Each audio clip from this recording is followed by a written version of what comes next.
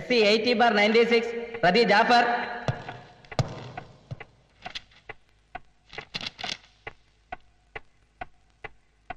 ഈ കേസിനാസ്പദമായ എല്ലാ എവിഡൻസുകളും ഈ കോടതി ശരിയാവണ്ണം പഠിക്കുകയുണ്ടായി.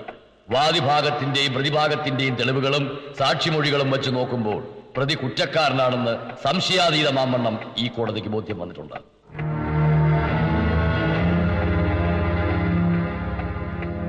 വിധിന്യായം വായിക്കുന്നതിന് മുൻപായി പ്രതിക്ക് ഈ കോടതിയിൽ കൂടുതലായിട്ട് എന്തെങ്കിലും ബോധിപ്പിക്കാനുണ്ടോ? ബഹുമാനപ്പെട്ട കോടതിയോട് ഒരു അപേക്ഷയുണ്ട്. ഞാൻ യാതൊരു കുറ്റവും ചെയ്തിട്ടില്ല. ഞാൻ നിരപരാധിയാണ്. വർഷങ്ങളായി മെന്റൽ ഹോസ്പിറ്റൽ ചികിത്സയിൽ കഴിഞ്ഞു. മാനസികമായി തകർന്ന എന്നെ വെറുതെ വിടാൻ കോടതിക്ക് ദയവുണ്ടാവണം.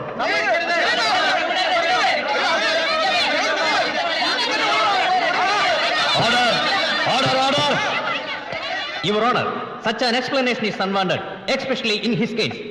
He should not be given a single opportunity, even for an explanation.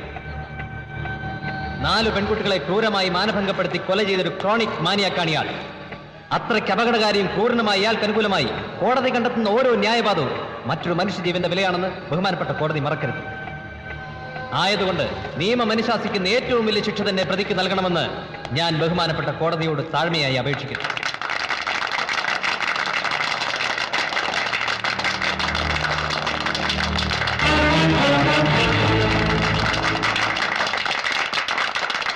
Order, order, order.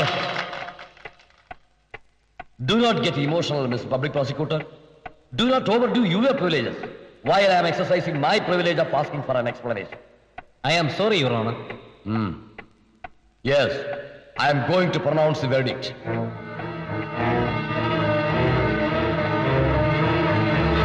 സ്ത്രീകളെ തട്ടിക്കൊണ്ടുപോകൽ IPC സെക്ഷൻ 363, അതിക്രൂരമായ പീഡിപ്പിക്കൽ സെക്ഷൻ 354, ബലാത്സംഗം സെക്ഷൻ 376, കൊലപാതകം സെക്ഷൻ 302 എന്നീ വകുപ്പുകൾ അനുസരിച്ച് ഇന്ത്യൻ ശിക്ഷാ നിയമം അനുശാസിക്കുന്ന പരമാവധി ശിക്ഷയ്ക്ക് പ്രതി അർഹനാണ്. എന്നാൽ മാനസിക രോഗി എന്ന ഒരേ ഒരു പരിഗണന നൽകിക്കൊണ്ട് ഈ കോടതി പ്രതിക്ക് IPC സെക്ഷൻ 363, 354, 376, 302 എന്നീ വകുപ്പുകൾ പ്രകാരം 40 വർഷത്തെ കഠിന തടവിന് ശിക്ഷ വിധിച്ചിരിക്കുന്നു.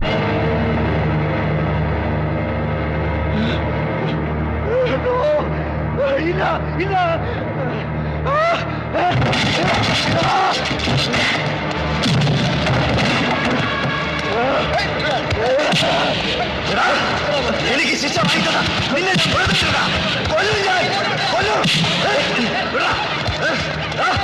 അധികകാലം എന്നെ പൂട്ടിയിടാനുള്ള ബലമൊന്നും ഇവിടുത്തെ ജയിലുകൾക്കില്ല. നിന്നെ നിന്റെ കുടുംബത്തെയും കൊല്ലാൻ ഞാൻ വരൂടാ. കൊണ്ടോടി ജാഫറാണ് പറയുന്നത്. നിന്നെ നിന്റെ കുടുംബത്തെയും ഞാൻ വേറെ പിഴുതുറിയടാ. കൊല്ലും ഞാൻ.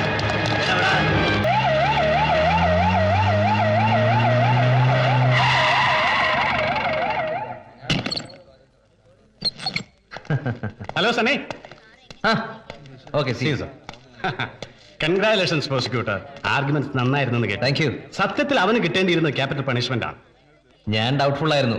സ്ട്രോങ് എവിഡൻസ് ഉണ്ടായിരുന്നുണ്ടായി ഇങ്ങനെ ഒരു ജഡ്ജ്മെന്റ് ഉണ്ടായത്. ഈ ജഡ്ജ് പൊതുവെ ആന്റി പ്രോസിക്യൂഷനാ. ഓഹോ. പിന്നെ താൻ എവിടെയായിരുന്നു 3-4 ദിവസം? ട്രാൻസ്ഫറിന്റെ കാര്യത്തിനൊന്ന് തിരുവനന്തപുരം വരെ പോകേണ്ടി വന്നു. പുതിയ മിനിസ്ട്രി ഒക്കെ വന്നിരിക്കല്ലേ, ഇനി പെട്ടെന്ന് നടക്കുന്നൊന്നും തോന്നുന്നില്ല. പക്ഷെ യാത്ര കൊണ്ട് ഒരു ഗുണമുണ്ടായി. തന്റെ പുതിയ നോവലുണ്ടല്ലോ, അവസ്ഥാന്തരം വായിച്ചു തീർക്കാൻ സാധിച്ചു. It's very nice. പ്രത്യേകിച്ച് അതിലെ മർഡർ സിറ്റുവേഷൻ ക്രിയേറ്റ് ചെയ്തിരിക്കുന്നത് ഫാന്റാസ്റ്റിക്. തന്നെ പോലെ ഒരു ക്രിമിനൽ ലോയർക്ക് ഇത്തരം സബ്ജക്ട് ഭംഗിയായി കൈകാര്യം ചെയ്യാൻ പറ്റും. Thank you for your compliment. Welcome.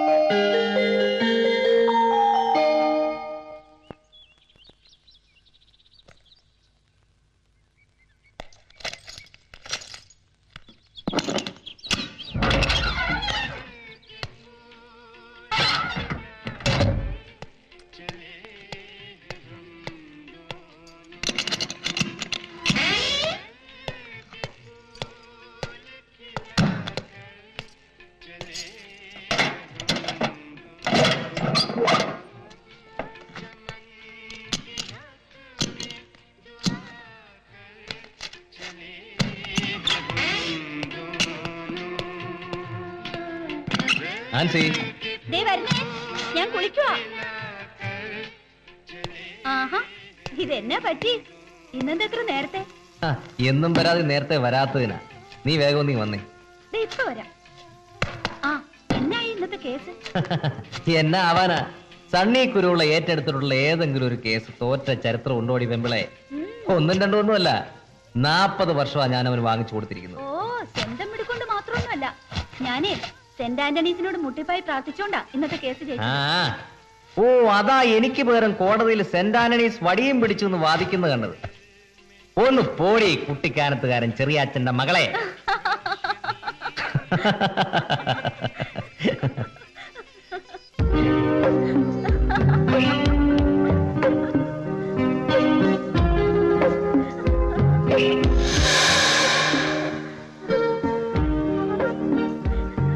Ancy, നീ ആ കഥ തുറന്നേ.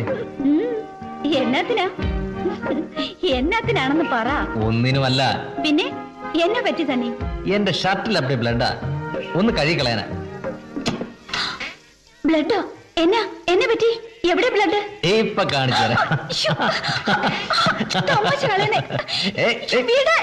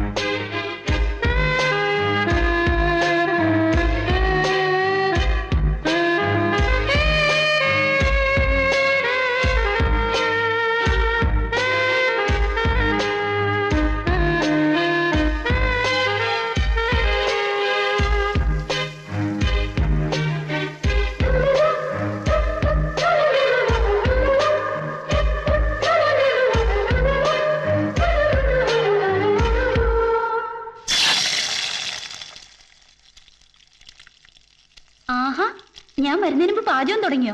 ഓ, എന്നാ വിശപ്പാ. എങ്ങനെ വിശക്കാതിരിക്കും? ദേ, ഇതെന്ന് എത്രാമത്തെ കുളിയാന്നറിയോ? അല്ലെങ്കിൽ സണ്ണിക്ക് ഒന്നിനും ഒരു നേരവും കാലവും ഇല്ല. പിന്നെ ഇതൊക്കെ ടൈം ടേബിൾ വെച്ച് ചെയ്യാൻ പറ്റുമോ? ഒന്ന് മാറിയെന്നേ, ഞാൻ കാപ്പിയിടാം.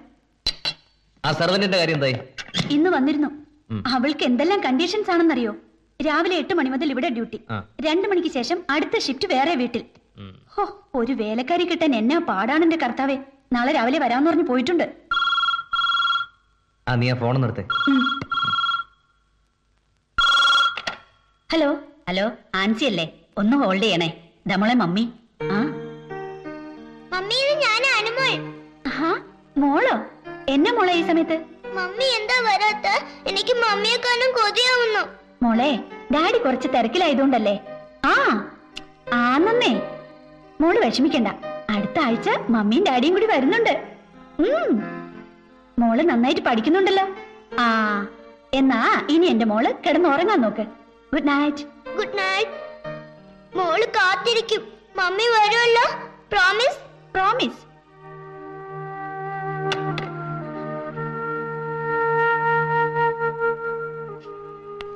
ആരാ വിളിച്ചേ? നീ എന്നാ വല്ലാതിരിക്കുന്നേ? ഗവൺമെന്റിൽ നിന്ന് മോളാ. നമ്മളെന്താ മോളെ കാണാൻ ചെല്ലാത്തെന്ന് പറഞ്ഞ് അവള് കരയുക. അതിന് 2 ആഴ്ച മുമ്പല്ലേ നമ്മൾ അങ്ങോട്ട് പോയത്. എപ്പോഴും ഓടിപ്പോകാൻ പറ്റുമോ? ഇതാ ഞാൻ സണ്ണിയോട് ആദ്യമേ പറഞ്ഞത്, മോളെ ബോർഡിങ്ങിൽ ചേർക്കണ്ടെന്ന്. എടി പെമ്പിളെ, നിനക്കത് എത്ര പറഞ്ഞാലും മനസ്സിലാവില്ല. കുട്ടികൾക്കൊരു ഡിസിപ്ലിനും ക്യാരക്ടറും ഒക്കെ ഉണ്ടാവണമെങ്കിൽ ബോർഡിങ്ങിൽ നിന്ന് തന്നെ പഠിക്കണം. ഞാനും അങ്ങനെ തന്നെ പഠിച്ചത്. ആദ്യമൊക്കെ കുറച്ച് ഫീൽ ചെയ്യും, പിന്നെ തന്നെ മാറിക്കോളും. കണ്ട പട്ടിക്കാട്ടി ചെന്ന് നിനക്കിതൊക്കെ പറഞ്ഞ എവിടുന്ന് മനസ്സിലാവാൻ? നീ വാ, സമയം ഒത്തിരിയായി. ഇന്ന് നമുക്ക് 2 അധ്യായമെങ്കിലും എഴുതി തീർക്കണം. വാ.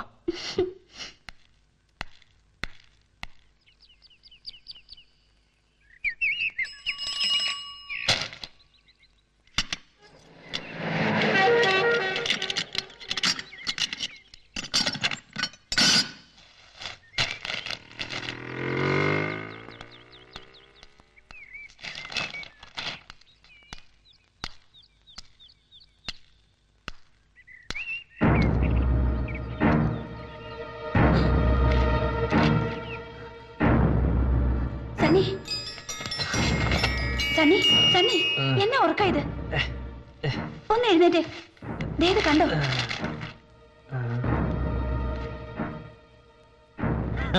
ഇതാണോ ഇന്നലെ കോടതിയിൽ വെച്ചുണ്ടായത് എന്നെ എന്നോട് പറയാഞ്ഞത്?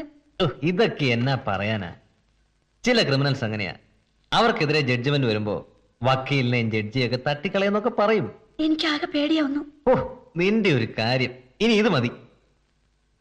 നിന്റെ പേടിയൊക്കെ ഞാൻ മനസ്സിലാക്കാം. അതൊന്ന് മനസ്സിൽ വെച്ചാ മതി. എനിക്കൊന്ന് നോമ്പാ. ഓ, ഇപ്പോഴെങ്കിലും അറിഞ്ഞാ നന്നായി.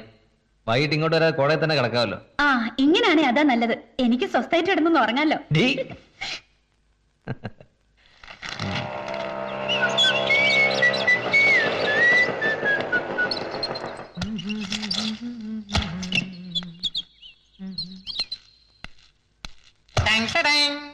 എല്ലാം കിട്ടിയോ? Everything okay. ഇതെന്നതാ എയർ ബാഗിലൊക്കെ? അത് ഒരു ഫേമസ് പബ്ലിക് പ്രോസിക്യൂട്ടറിന്റെ ഗുമസ്തൻ ഫിഷ്, പച്ചക്കറി തുടങ്ങിയ ഐറ്റംസ് പബ്ലിക്കായി വാങ്ങിച്ചോണ്ട് വരുന്നത് സ്റ്റാറിന്റെ സ്റ്റാറ്റസിന് ഇൻഡീസിന്റെ ഒരു ബിഹേവിയർ ആണെന്ന് എനിക്ക് തോന്നി. അതുകൊണ്ട് മാർക്കറ്റിൽ നിന്ന് ഒരു എയർ ബാഗ് വാങ്ങി ഇതിനകത്ത് പാക്ക് ചെയ്തു. എയർ ബാഗിന്റെ വില 225 പൈസ. ഇതാ ബില്ല്. എങ്ങനെയുണ്ട്? കൊള്ളാവോ? ഇനിയും വേറെ വല്ല ആവശ്യത്തിന് ഉപയോഗിക്കാലോ. എന്നതാടോ ഒന്ന് ലാത്തി അടിക്കുന്നേ? സാർ, പച്ചക്കറി ഫിഷ് ഐറ്റംസ്. ആ പീതാംബരം കൊലക്കേസിന്റെ സാക്ഷികളോട് വരാൻ പറഞ്ഞിട്ടുണ്ടോ? അവരിന്ന് ലാൻഡ് ചെയ്യും സാർ. എന്നതാടോ ലാൻഡ് ചെയ്യാൻ? അവരെന്നെ മുണ്ടക്കയത്തുനിന്ന് ഫ്ലൈറ്റിലാണോ ഇങ്ങോട്ട് വരുന്നേ? ദേ, അവന്മാരെയൊക്കെ ശരിക്ക് പറഞ്ഞു പഠിപ്പിച്ചോണം. കോടതി വന്ന അബദ്ധങ്ങളൊന്നും വിളമ്പിയേക്കരുത്. സാർ, പീതാംബരനെയും പറഞ്ഞു പഠിപ്പിക്കണോ? അല്ല, പീതാംബരന്റെ അച്ഛനെ. എടോ, പീതാംബരനല്ലേ കൊല ചെയ്യപ്പെട്ടത്? ഓ, ഐ റെക്കമെൻഡ്. ഞാൻ ഓർക്കുന്നു. കണ്ടമാനം കേസുകൾ മാനിപ്പുലേറ്റ് ചെയ്യുന്നതുകൊണ്ട് കൺഫ്യൂഷൻ ആയതാ. Sorry sir. മതി മതി, താനേ പച്ച മലയാളത്തിൽ ഇങ്ങോട്ട് പറഞ്ഞാൽ മതി. ശരി. ആ, പിന്നെ ആ ഗോമതിമ്മ പറഞ്ഞ ക്ലൈന്റ് വരും. വന്നാ അവിടെ ഇരിക്കാൻ പറയണം. സാർ, ആ തിരുനെല്ലി റൈപ്പ് കേസിലെ ക്ലൈന്റ് ആണോ? അതേടോ. എന്റെ കർത്താവേ, ഒരു അഡ്വക്കേറ്റിന് ഇങ്ങനെ ഒരു ഗുമസ്തനെ ഒത്തു കിട്ടില്ല. വേറെ ഏത് ഗുമസ്തനെ കിട്ടും ഇങ്ങനെ മീനും ഇറച്ചിയൊക്കെ വാങ്ങി? എന്നെ വിളിച്ചായിരുന്നാ? ഇതിപ്പോ നല്ല കഥയായി. വളരെ ആളെ വിളിച്ചു വരുത്തിട്ട്.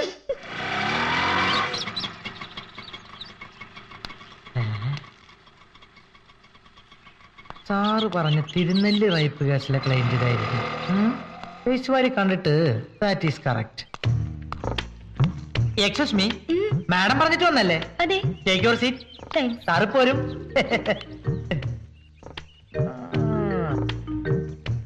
മാനസികമായും ശാരീരികമായും വളരെയധികം പീഡനങ്ങൾ അനുഭവിച്ചു അല്ലേ? എങ്ങനെയാണ് സംഭവം നടന്നത്? Actually what happen? കുട്ടിക്ക് പറയാൻ ബുദ്ധിമുട്ടാണെങ്കിൽ പറയണമെന്നില്ല. എങ്കിലും കുട്ടിയുടെ അപ്പോഴത്തെ മെന്റൽ ഡിസ്കഷൻ, അതായത് മാനസികാവസ്ഥ, എല്ലാം എനിക്ക് മനസ്സിലാക്കാൻ പറ്റും. വിടരാൻ വിതിമ്പി നിൽക്കുന്ന ഈ പനിനീർ പുഷ്പത്തെ ഒരു ലോഡ് കശ്മലന്മാർ പിച്ച് ചീന്തി തിന്നുകയെന്ന് വെച്ചാൽ അൺസൈക്കബിൾ. അനാവശ്യം പറയരുത്. ഞാൻ ആരും താൻ വിചാരിച്ചത്? എനിക്കറിയാം. ഇതുപോലെ എത്ര തിരുനെല്ലി കണ്ടവനാണ് ഞാൻ. ഗുമസ്തനോടും കമ്പൗണ്ടറോടും കള്ളം പറയാൻ പാടില്ല എന്നാ ചൊല്ല്. സത്യം പറ, ശരിക്കും അവർ എത്ര പേരുണ്ടായിരുന്നു? How much members? ആദ്യം അവരെന്താ ചെയ്തേ? ഇതാ ചെയ്ത. അപ്പൊ ഇത് തിരുനെല്ലി അല്ലേ? ഗുരുവായൂരപ്പാ, എന്നോട് ക്ഷമിക്കണം ചേച്ചി. അയാൾ സാറിന്റെ ഗുമസ്തനാണെന്ന കാര്യം ഞാൻ അറിഞ്ഞില്ല. അതുകൊണ്ടാ.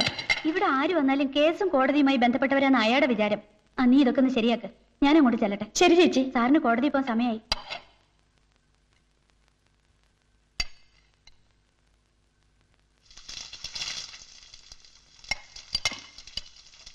ഓഹോ, സർവന്റ് ആണല്ലേ?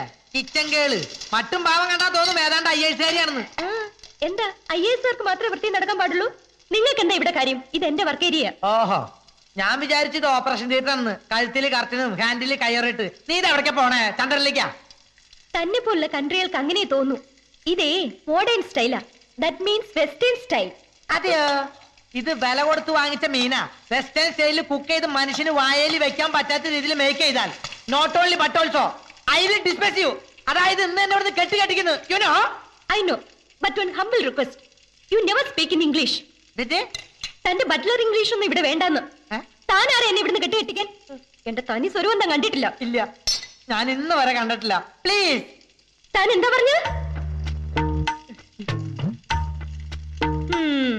അല്ല, ഞാനേ എനിക്ക് കുട്ടിയുടെ ഗഡ്സ് കാണാൻ കഴിഞ്ഞു എന്ന് പറയായിരുന്നു. ഇത്രയും സ്മാർട്ടായ മോഡേൺ സർവൻസിനെയാണ് നമ്മുടെ സൊസൈറ്റിക്ക് ആവശ്യം. ഈ നിമിഷം മുതൽ നാം കോ വർക്കേഴ്സ് ആണ്. കുട്ടിക്ക് എത്ര കാലം വേണമെങ്കിലും ഇവിടെ വർക്ക് ചെയ്യാം. എന്റെ എല്ലാവിധ സഹായ സഹകരണങ്ങളും ഏത് നിമിഷവും പ്രതീക്ഷിക്കാം. ഇന്നു മുതൽ നാം ഒന്ന്, നമുക്കൊന്ന്. ഇൻക്ലാബ് സിന്ദാബാദ്. ഇൻകുലാബ് സിന്ദാബാദ്, അറക്കള യൂണിയൻ സിന്ദാബാദ്, ഗുമസ്ത യൂണിയൻ സിന്ദാബാദ്. നമ്മുടെ നാരായണിയമ്മ പോലൊന്നുമല്ല പെണ്ണ്. ഏപ്രിലും ഗ്ലൗസും ഒക്കെ ഇട്ട് ഫുൾ സെറ്റപ്പോടെ ഇറങ്ങിയിരിക്കുക. നീ ഒന്നും പറയാൻ പോകണ്ട, എന്നാ വേണം കിട്ടോട്ടെ. ഒരു ജോലിക്കാരിയെ കിട്ടാനുള്ള പാട് നിനക്ക് അറിയാമല്ലോ. ആ കീങ്ങി തന്നെ എന്നാത്തിനാ? ഇതിനകത്ത് എല്ലാം വാരി വലിച്ചിട്ടിരിക്കുക.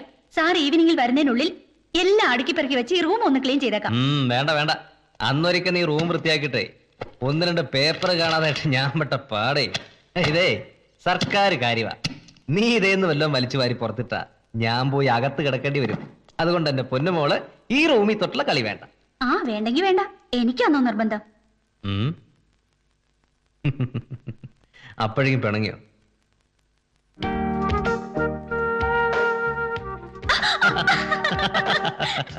അതെ, ഞാൻ വൈകിട്ട് വരുമ്പോ ഇന്നലെ എഴുതിയ 2 അധ്യായത്തിന്റെ കോപ്പി എടുത്ത് വെച്ചേക്കണം. ഉച്ചയ്ക്ക് ഊണും കഴിഞ്ഞ് പോത്തിനെ പോലെ അവിടെ ഉറങ്ങിയേക്കരുത്. അതൊക്കെ ഞാൻ ചെയ്തോളാം. സാറ് ചെന്നാട്ടെ.